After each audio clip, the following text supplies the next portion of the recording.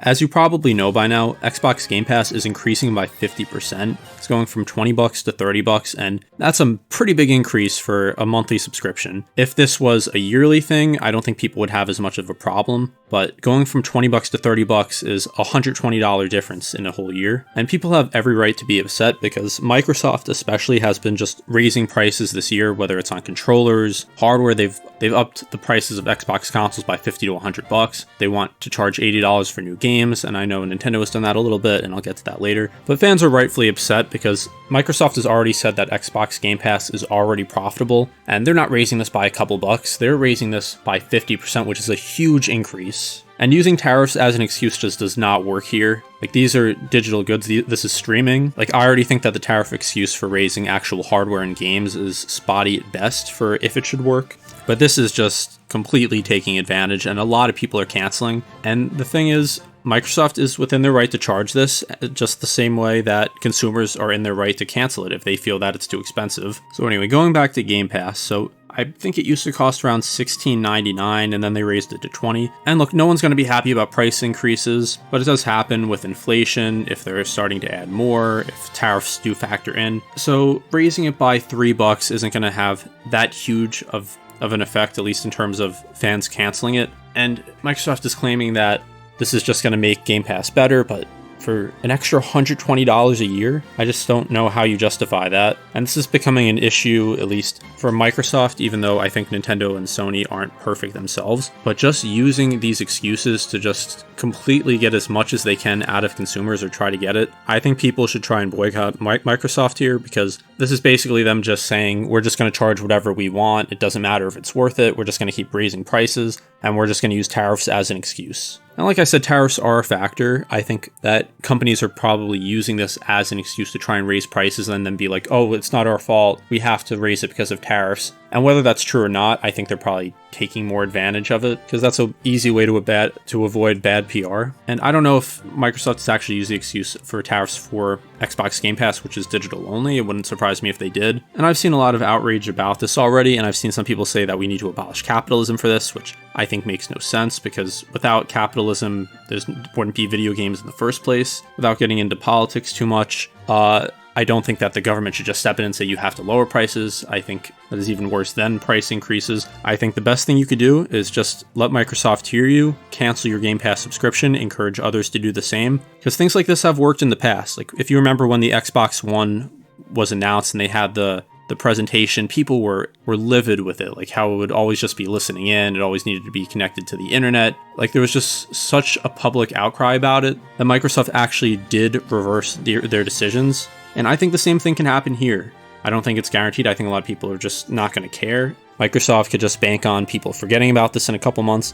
But the only realistic way to get this down is to let Microsoft hear you and for them to lose money on this. This is something I've talked about in other videos before. But basically, there's a sweet spot price where the company will make as much money as possible. Like, let's say they want to charge $100 for a game. Yes, they're going to be making more per copy, but less people are going to buy it.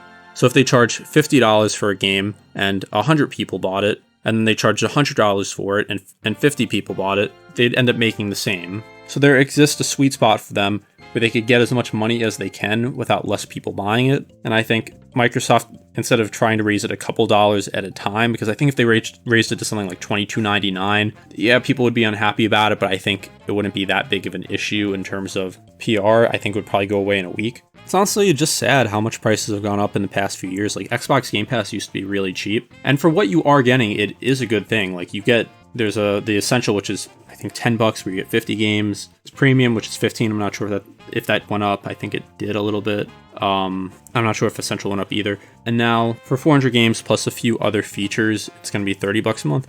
And at that point, I would say just buy games yourself. Like, just buy physical copies of games, because it's been shown that it's not really your game when you just buy a digital copy. It's basically like paying for a license to play it. Having a physical game is the only way to truly own that game. And if you just wait a couple months, you can get a lot of games for much cheaper. Like, yeah, $30 a month. does sound like a good deal if you're getting $80 games you could play without actually needing to buy them. But then you're giving up actually owning the game. Like if you're really concerned about the money, like not wanting to buy a game, you could always sell the game after, because at this point it's not that great of a deal when you're spending $30. Like yes, if you're going to play every single game on there, or if you're going to play every big game on there that's expensive, are you probably saving money? Maybe, but then is it worth it to you to not own the game and possibly have some months where you just don't really take advantage of it? Like I've had Game Pass before, and it feels like I haven't really gotten my money worth of it in a lot of months. Personally, for me, I rarely buy games in launch. Like there's only a few games I'll actually pay full price for. The last one was Bonanza. Next one, I'm going to get Little Nightmares 3 when that comes out. That's also not a full price game. And it's just because I don't feel like paying $70 to $80 for a new game when if I wait just a couple months, it drastically goes down in price. Because unless it's a game I just can't wait to play, there's just so many other games I have that I haven't played yet, so many cheaper alternatives, and it adds up a lot over time. Like, I have a bunch of Switch games, and only a handful of them I've actually paid full price for. Most of them I've gotten either used or I've waited for a sale, and I've probably saved a few $100 on that. Because if you buy 5 full price Switch games, at least original Switch games, that's $300. And I just urge people to be responsible with their money. I know that a lot of people put a lot of money into games because it's their favorite hobby, and that's fine. I'm not saying you should never buy a game the day it comes out, because if it's a game you want that much, then if you decide it's worth it for you, like for me, I decided Donkey Kong Bonanza was worth the price, and I think it was justified. But basically the point I'm trying to make is that while $30 for Game Pass doesn't sound that bad if you're listing out what you're getting, I just think it sets a very bad precedent for the industry that they're not just going to do a couple dollar increase because they have to. Like they're just going to raise it by 50% just because. Like if you buy Game Pass and have it for the entire year, that's $360. Like for that price, you could get around 6 new games, like a little less because games are $70 now.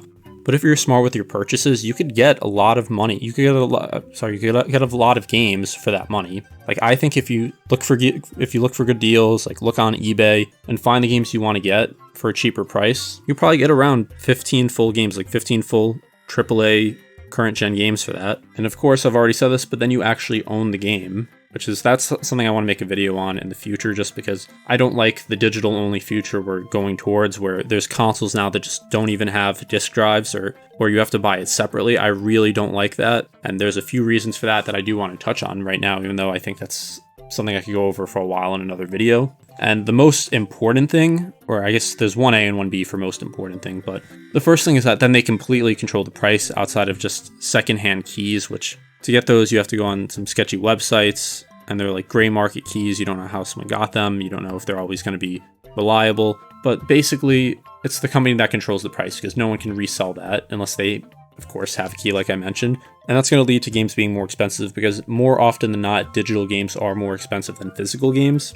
And the second is that when you buy a digital game, you're buying a license to play that game. Like, you don't own it. I think there was an example on the PS4 where a game that was available digitally was just removed from people's libraries. And I think that's a very dangerous thing, where companies can just say, even though you paid for this, you just don't own it anymore. But they can't take away your physical copies. And then not as important, but for me, I just like to have physical copies of games. I just like to look at the games I've played over the years, just have them on my shelf. And then you could also talk about, well, there's some games that kind of blur the lines between digital and physical. Like you actually buy the disc or the cartridge for it, but then it's basically just using it as like a key to download it. And that's another thing. There's been a lot of controversy with Nintendo. I feel like I've kind of gone off topic just talking about physical versus digital games, but I think it's something important. I think it also ties into this, that in an age where companies will just raise prices out of the blue like this, that having options for different pricing is important. Like instead of needing to spend $70 or $80 on a game that maybe will go on sale for a little bit in a few months, like if it's around Christmas season, that you could just wait a couple months and get a game for much cheaper, because companies will see these numbers. Like if you buy a game secondhand,